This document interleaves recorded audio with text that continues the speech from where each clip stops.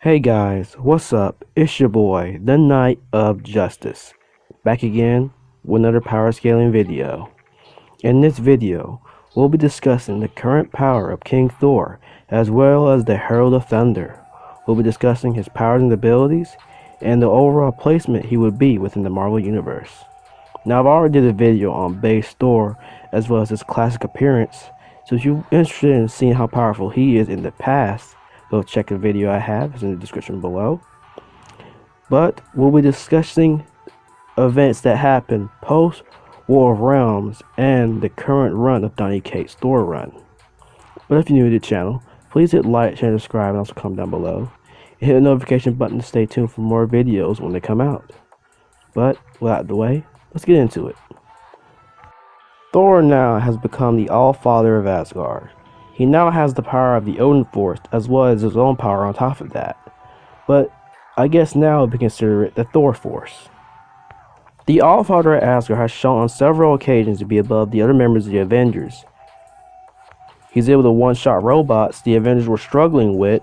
This included the likes of Captain Marvel, Immortal She-Hulk, Robbie Reyes, Captain America, Iron Man, Blade, and Black Panther.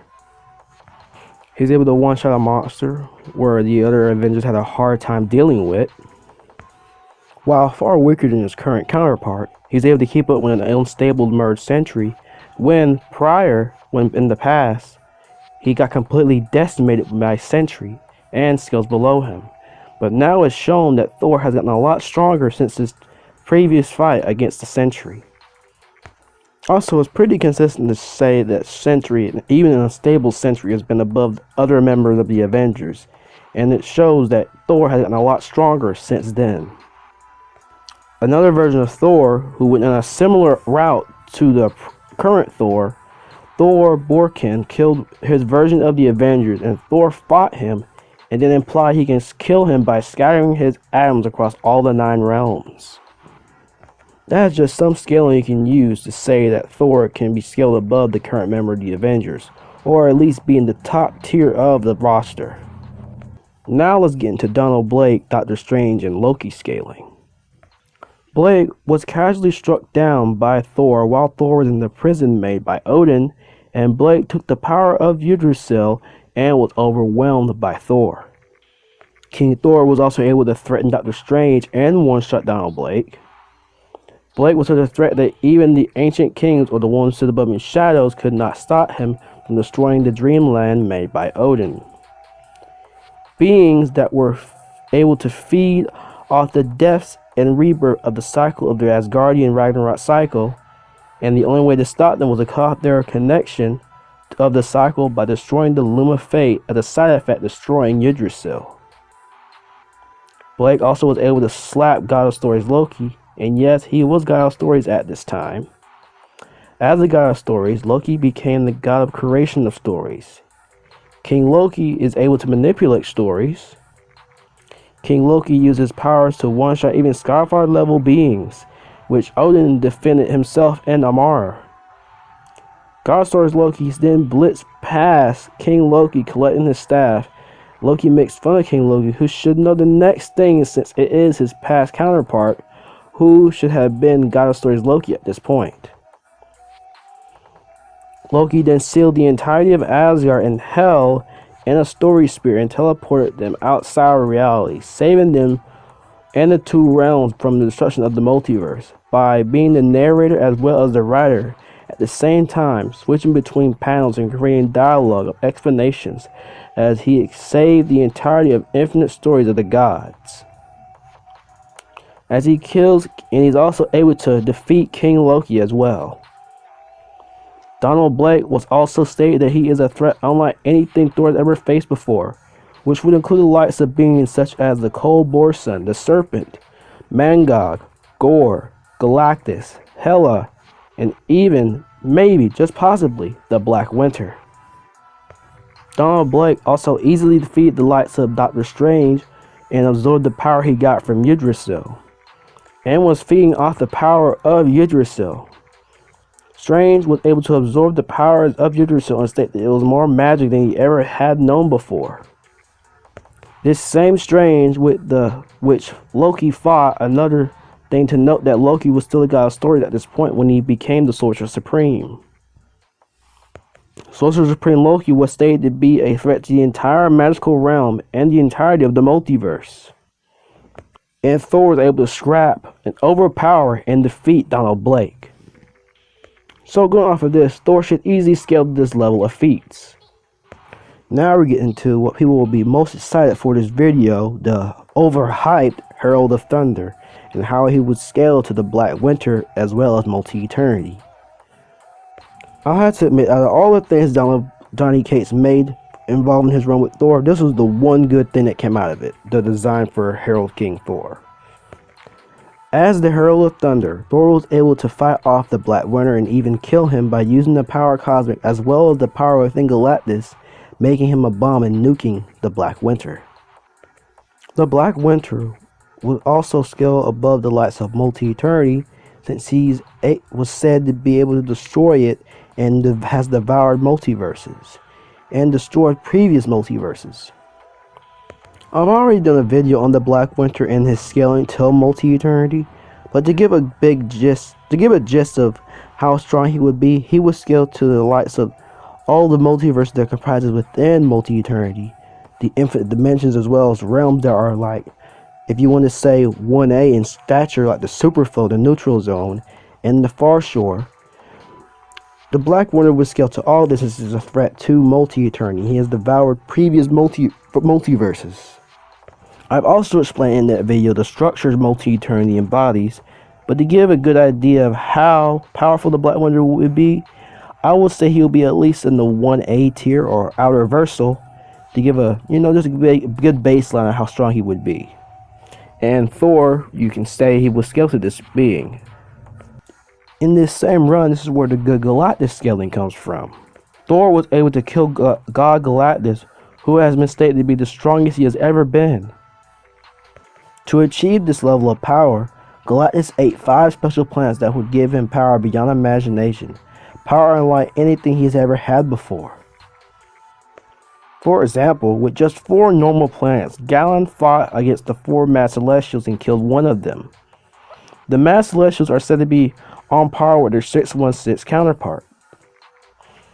The Celestials split the universe into the multiverse and shape creation. Their power even trans-infinite compared to a cosmic cube. Cubit describes nameless celestials as tiny fraction of the space gods, a race of the Celestials. A battle between him and the Super Adaptor would share the fabric of all of existence, spanning into infinite dimension and adjustable universes. It is also said Celestials of the 4th host are responsible for the creation of the multiverse, as well as life and death in its current form. A hungry Galactus was able to battle Mephisto to a stalemate, which put the entire universe at risk of being destroyed, and having him end up being hungry again before this Galactus even ate a planet fueling him, though he was still hungry. Then you have a hungry Galactus, though he ate a planet again, he was able to fight against Odin and prove himself superior to him. And the characters really seem like equally matched in terms of mind hacks, but then Odin was able to headbutt him, but Galactus still was able to get back up while Odin wasn't able to continue. You also have Galactus, who was able to fight against Skryre and the Other, which their battle was threatening infinite universes and all of creation. Plus, it was said by Oblivion that their battle would make Chaos War look like a prelude. And since Thor was able to kill a Galactus who is said to be more powerful than he's ever been before, this will also include Lightbringer, who has the totality of an infinite dimensional multiverse in his heart, the 6th cosmos, and was able to battle Master Order and Chaos on the highest level of existence and take attacks from them. I will get into some more feats involving Celestials, but to give a good idea about this, Thor would scale these feats mentioned about Galactus and these Celestials. Now let's get into one of my favorite parts about Thor scaling, which is also kind of controversial, but I still think there's arguments for it, involving Knull. Thor is able to fight Knull in King in Black. Although he was defeated, he was still able to hold his own and not get one shot and take his attacks. And you might also say, well, Knull was weakened, or lightning is his weakness, or light. He still was confident in fighting Thor, and when Thor was distracted by Celestials, even though he was stabbed in the back, he still wasn't out of the fight and was still was alive. I want to be clear that I'm not saying Thor is equal to Knull, but that he scales to him to a degree where he doesn't get one-shotted by him. He's still below Knull, even at full power, but he's able to hold his own and survive attacks from him. And yes, for the love of God, I can't stand when people just deny this, but Thor had the power of Cosmic during King in Black when he fought against Knull. I've done a video on Knull and how powerful he is, but I will briefly mention some of the things said in that video. Knull existed during the same time as the first firmament and during the time of the creation of the seventh cosmos. Knull was able to kill one of these Celestials but he was also banished by them. Though they couldn't kill him, they could just BFR him. Knull is said to remain stronger than the Celestials, and their epic battle shook the heavens. Knull was able to kill most of the Celestials and destroy nearly every Celestial with his sword. He then defeated the fifth host and possessed them. So since Knull did these feats and Thor scales to them, they would scale to about almost every host member. To give an example about how powerful these host members are, or the host in general, the first host was able to, as a group, shatter the first firmament.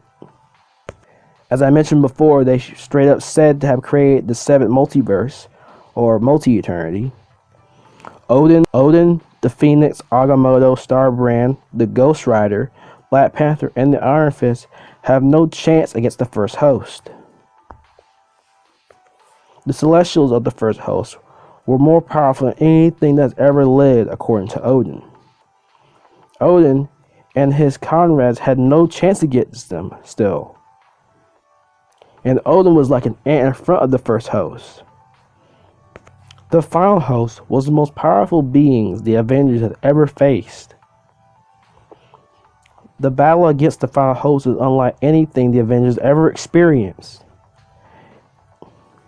And the final host failed every Celestial in existence. Odin states that the final hosts are a different breed of Celestials, and not even the Odin sword and enchanted Yarnbjorn could crack their armor, and nothing will stop them. Being free of the horde that affected the Celestials by using the Unimind, the fifth host was able to defeat the final host along with the Avengers. So, going off of this, Thor would easily scale to these levels of feats if he scales to Knull to just a degree. Again, I'm not saying Thor is like above Knull, well this Thor, or that he's like scaled to his full power. I would say that he's in the same tier as Knull since he's able to survive attacks from him and damage him. Now let's get into the final segment of this video involving the God of Hammers, Mangog, and the Phoenix Force. Basically, the God of Hammers is the God Tempest merged with the rage of the Mangog, as well as taking control of Mjolnir. It is Mjolnir. It is said that it exists around the same time as the Knull, the Phoenix Force, and the Black Winter. All three are easily multi-eternity level threats. The God of Hammers went on a warpath and killed many of those who stood in its way. There is a legend that basically tells what the God of Hammers would do if it wasn't stopped. The God of Hammers will rise. It will ignite the 10 realms. It will take the last king of Asgard. And then there will be nothing but the distant sound of a forge burning rage as the God of Hammers reshapes the world, and it will be the destruction of everything. The God of Hammers was able to bully and crap on King Thor and Bay Ray Bill as well as Odin. Even after Odin had said teleport the God Tempest to beyond the furthest point known to existence, an endless abyss beyond the eyes of even the most ancient, abstracts, and primordial gods, a place so remote and far that there is no way to calculate its distance, and the hammer returned back as soon as it left. And even when the Earth's heroes and the armies of Asgard came to aid Thor, they were not able to even slow the god Tempest down when it was merged with Mangog. After Thor gained an amp from Gaia, his mother Earth, the Earth's heroes were being protected by an impenetrable tornado made by Thor to keep them away from the god Tempest. Reed Richards even said that it was surprising that they were all not killed by the sheer magnitude and that no force on Earth could break through it. Although Thor was amped with this, he would obtain a greater power after this power he had that was amping him. Now remember, as I said earlier in the video, that Thor had the Odin Force, right? But it seems that he either had a portion of it or half of it. Either way, every feat that Thor had done up until this point was with either a half or portion of the Odin Force. So now Odin passed all of it on to him through his death. Quite similar to how Odin got the Odin Force when Vili and V, his brothers, passed on and gave it to him. Thor, with the full power of the Odin Force, was able to combat the God of Hammers, and on relative terms, if not superior terms. And by transporting the God of Hammers to the Forge, burning with the power of a billion exploding suns, and boiling the enchantments of Odin, giving him and the God Tempest being powerless against him, by destroying his hammer within the Forge, he was able to destroy the God Tempest and defeat it. Now this is where the scaling gets questionable, and people may not want to believe it, but there are arguments to say that the God Tempest may be a lot higher than previously shown. Now listen, just hear me out. I know there are some that may not believe it, but this version of Thor does have a good scaling to scale him to the Phoenix Force off the God Tempest and Mangog. You have statements for the Phoenix Force being scared or at least being concerned about the God Tempest, even though it wants to deny it. Jane Foster also states she never faced a being with such rage and power when she faced Mangog, even though she faced the Allfather Odin, the Destroyer, the War Thor, and even the Phoenix. And when Jane Foster faced the Mangog, Odin was very concerned and fearful of his life. Keep in mind that Odin has faced the Mangog in the past, so given that he's credible since he has knowledge on him saying that nothing can stop the Mangog, even death, is quite a very good statement, and it does hold true later on. Sorcerer Supreme Loki states that nothing will stop him, and all that's left is to run. And the God Tempest and Mangog merge into one singular being, the God of Hammers.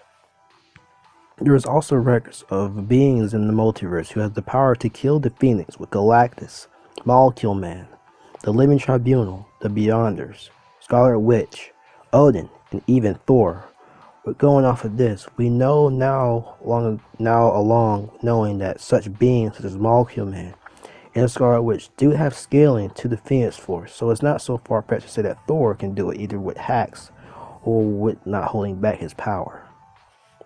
Not to mention that in the same run, Jason Aaron being basically telling us that Thor is the son of the Phoenix and has the power to summon it with the power of the Phoenix Force, the power of Gaia that he can summon by praying or asking for her, and the power cosmic as well as the Odin Force.